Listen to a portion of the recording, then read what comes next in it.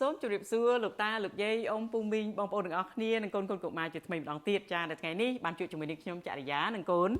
កាន់នីកាចានៅក្នុងកម្មវិធីដែលយើងអានរឿងពីក្នុងសៀវភៅដំណឹងល្អចាដែលថ្ងៃនេះយើងនឹងចូលរួមអានជាមួយគ្នានៅក្នុងរឿងទី8ដែលមានចំណងជើងថាព្រះយេស៊ូវទទួលពិធីជ្រមុជទឹកចាអញ្ចឹងបើសិនណាជាបើកឃើញទាំងអស់គ្នាហើយសូមចូលរួមអានជាមួយយើងខ្ញុំទាំងពីរនាក់ចាប់ផ្ដើម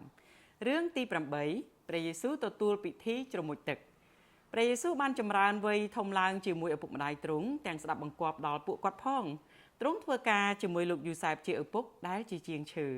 ពេលព្រះយេស៊ូវមានព្រះជន្ម30ឆ្នាំទ្រង់បានយាងទៅទន្លេយ៉ូដានហើយទទួលពិធីជ្រមុជទឹកពីលោកយូហានបាប់ទី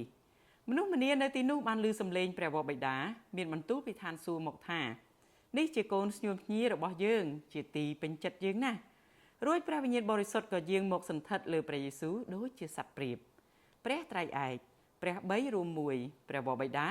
ព្រះរាជបុត្រានិងព្រះវិញ្ញាណបរិសុទ្ធព្រះគម្ពីរម៉ាថាយជំពូក3ខ13ដល់ខ17 Story 8 Jesus is baptized. Jesus grew up with his parents and was obedient to them.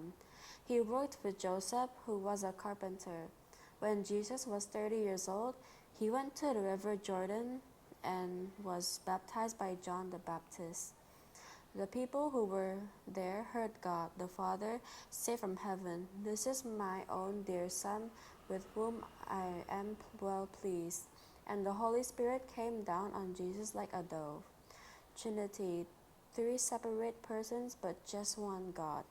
God the Father, God the Son, and God the Holy Spirit.